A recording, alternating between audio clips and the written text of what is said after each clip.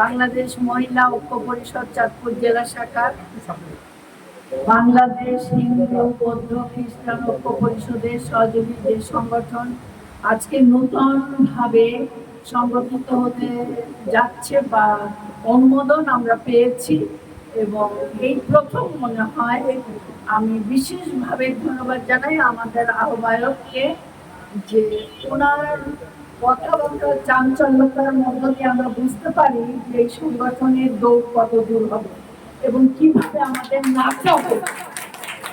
কারণ উনি জানেন একজনকে কিভাবে আয়ত্তে আনতে হয় এবং তাকে দিয়ে কাজ করাতে হয়, নতুবা কিন্তু ওনার নিজের করতে হবে। যদি আমাকে এইভাবে, জানি না, অনেক কিছু আপনারা দেখেছেন যে আমি এখানে আসার পর থেকে ভালোবাসা একটা জিনিস এবং কাজ করানো আরেকটা জিনিস, দায়িত্ব পালন করাও আরেকটা জিনিস।